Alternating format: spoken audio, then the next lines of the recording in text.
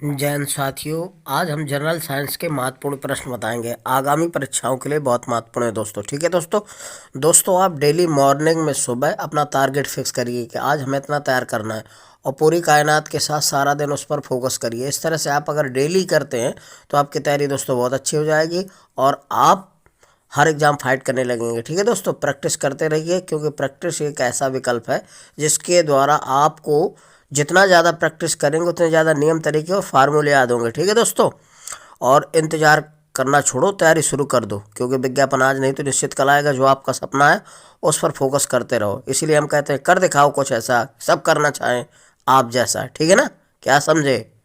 देखिए, आप पहला प्रश्न है, जहाँ कैरोटीन से विटामिन ए का संश्लेषण होता है वह क्या है?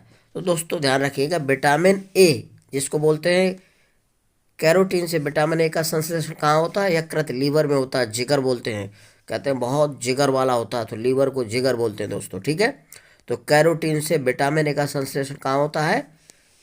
जिगर, लीवर, यकृत में। ठीक है, विटामिन समझ ध्यान रखना, विटामिन ए कहाँ संश्लेषण होता है? विटामिन कहाँ संश्लेषण होता है उसका, ए का? तो यकृत या लीवर में। ठीक है दोस्तों, डी विकल्प सही हो जाएगा। अगला, जल के प्रोटीन के जल अपघटन बंधों को क्या कहते हैं? तो पेप्टाइड कहते हैं। प्रोटीन के जल अपघटन बंधों को क्या कहते हैं? पेप्टाइड। अगला है, चिकित्सीय भाषा में गोल्डन आवर का संबंध क्या होता है? तो दोस्तों चिकित्सीय भाषा में गोल्डन आवर को बोला जाता है हृदयघात। ठीक है, हृदयघात, जो हृदय में हार्ट अटैक होता है तो उसको बोलते हैं गोल्डन आवर। तो गोल्डन आवर का संबंध किससे होता है? हृदयघात से होता है। विकल्प सी हो जाएगा सही। ठीक है, अगला क्या है, ग्लाइकोजन किसका पॉलीमर है? तो दोस्तों ग्लाइकोजन ये है ग्लूकोज का, ध्यान रखना। ग्लाइकोजन किसका पॉलीमर है? ग्लूकोज का। दोस्तों जो ग्लूकोज होता है तो वो ग्लाइकोजन के रूप में बदलकर लीवर यकृत में जमा रहता है, और जब ऊर्जा की कमी पड़ती है तो पुनः ग्लाइकोजन ग्लूकोज में बदल जाता है और हमारे शरीर को ऊर्जा देता है, जिससे हमें कार्य करने की क्षमता प्राप्त होती है। दोस्तों ग्लूकोज ही एक ऐसा है कार्बोहाइड्रेट जो हमें तुरंत ऊर्जा प्रदान करता है। ठीक है, ध्यान रखिएगा। अगला क्वेश्चन है, अगला प्रश्न है, मनुष्य में अल्फा टॉक्सिन खाद्य विषाक्तन द्वारा समानता कौन सा प्रभावित होता है? तो दोस्तों यकृत, लीवर प्रभावित होता है, ध्यान रखिएगा। ठीक है, अगला है, क्लोरोमाइसिटेन क्या है?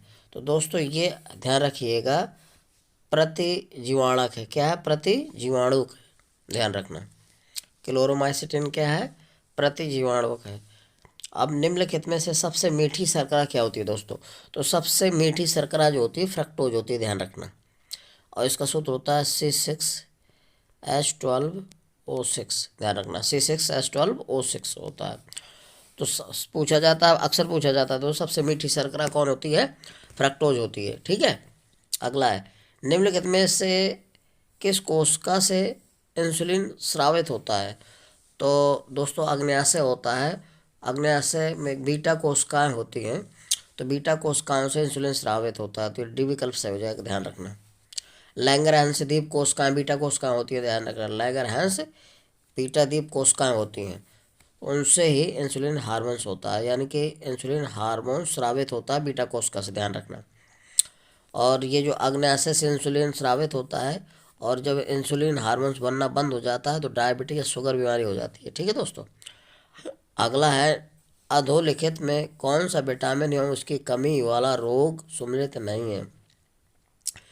कैल्सीफेरॉल दोस्तों अस्थि रुग्णता होता है, कैल्सीफेरॉल से अस्थि रुग्णता।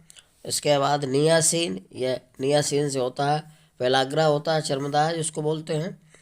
और कोबालामीन, तो इससे होता है संघित रक्तपलता। ये तो सही है दोस्तों, लेकिन राइबोफ्लोविन जो है इससे वेरी वेरी रोग नहीं होता है। ठीक है, ध्यान रखिएगा।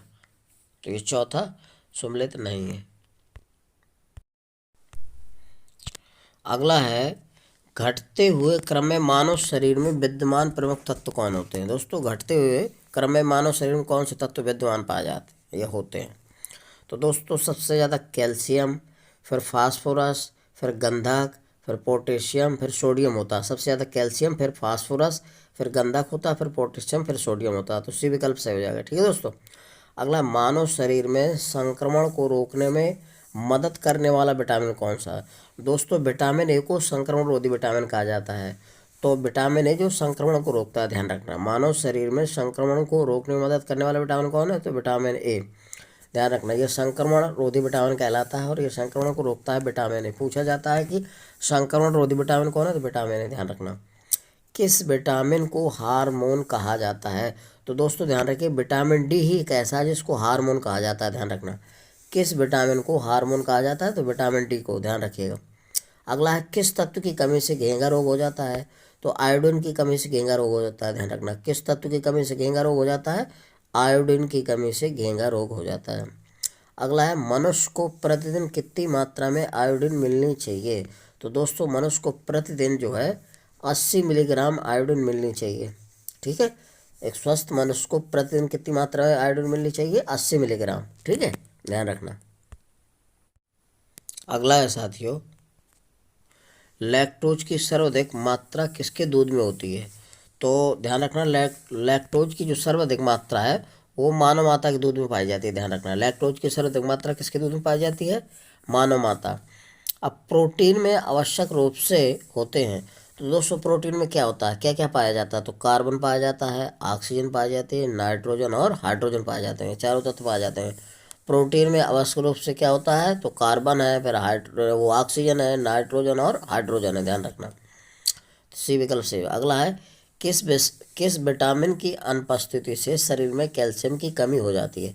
दोस्तों, जब विटामिन डी की कमी हो जाती है, सॉरी क्या कहता है, किस विटामिन की अनुपस्थिति से शरीर में कैल्शियम की कमी हो जाती है? तो दोस्तों, जब शरीर में विटामिन डी की कमी हो जाती है तो कैल्शियम अपने आप घटने लगता है। इसलिए विटामिन डी जो सूर्य के प्रकाश में पाई जाती है, मछली के तेल में, इसलिए सुबह पर्याप्त मात्रा में धूप लेना चाहिए, धूप में बैठना चाहिए। तो किस विटामिन की अनुपस्थिति से शरीर में कैल्शियम की कमी हो जाती है? विटामिन डी की कमी से शरीर में कैल्शियम की कमी हो जाती है। ठीक है दोस्तों, ध्यान रखना। तो पर्याप्त मात्रा में सूर्य का प्रकाश लेना चाहिए। अब अगला है, हमारे भोजन में संक्षारात्मक खाद्य पदार्थ क्या होते हैं? तो हमारे भोजन में जो संक्षारात्मक खाद्य पदार्थ का कार्य करते हैं, ठीक है, वो क्या होते हैं? तो विटामिन और खनिज कहलाते हैं। ध्यान रखना, हमारे भोजन में संक्षारात्मक खाद्य पदार्थ कौन होते हैं? विटामिन और खनिज। ठीक है साथी।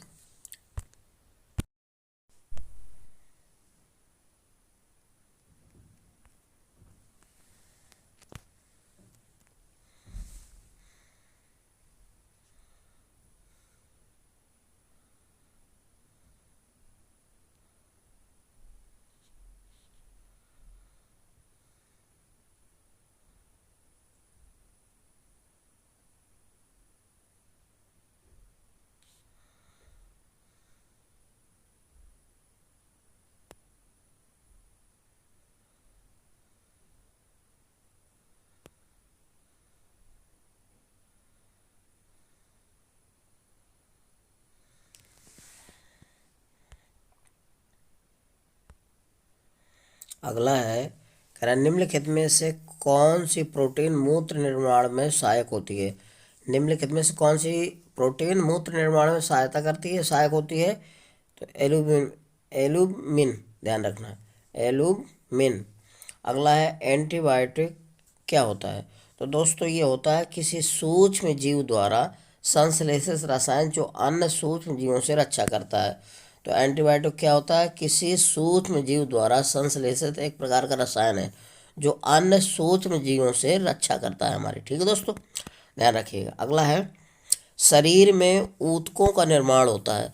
तो दोस्तों, शरीर में ऊतकों का निर्माण, ध्यान रखना, प्रोटीन से होता है। प्रोटीन का कार्य क्या होता है? टूटे फूटे कोशिका ऊतकों की मरम्मत करना, जो क्षति हो जाती है, जब भी चोट वोट लग जाती है तो उन कोशिकाओं की भरपाई करती है। प्रोटीन का मेन काम होता है जो टेश्यू सेल्स होते हैं नए ऊतकों का निर्माण करना। ठीक है, ध्यान रखना। तो शरीर में ऊतकों का निर्माण होता है किसके द्वारा? प्रोटीन से। शरीर में ऊतकों का निर्माण किससे होता है? प्रोटीन से। तो प्रोटीन जो है टूटे फूटे कोशिकाओं को भरने में सहायक करता है। ये प्रोटीन का काम होता है। प्रोटीन वृद्धि करता है शरीर को, तो प्रोटीन शरीर के लिए बहुत आवश्यक होती है दोस्तों। ठीक है,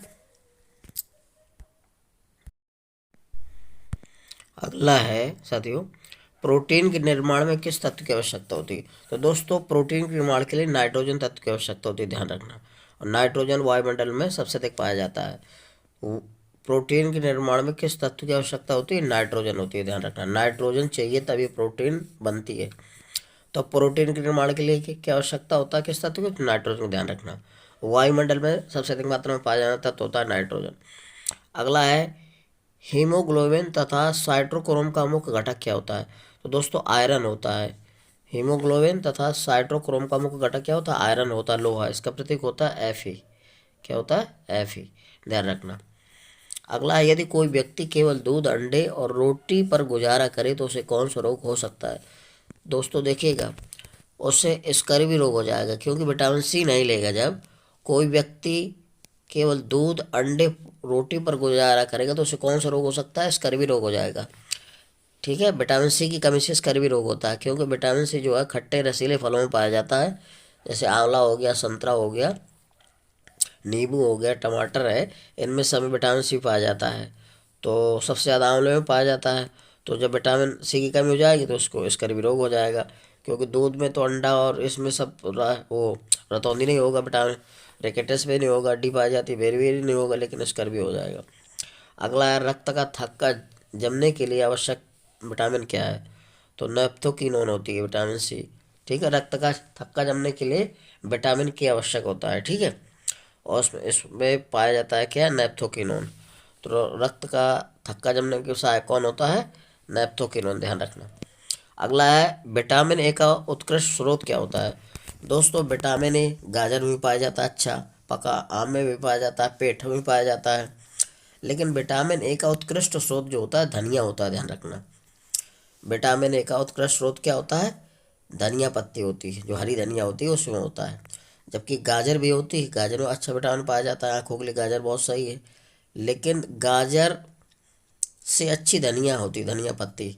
पकाम में भी, पेटा, सब में विटामिन पाया जाता है, लेकिन ज़्यादा उत्कृष्ट पूछ रहा है तो धनिया में।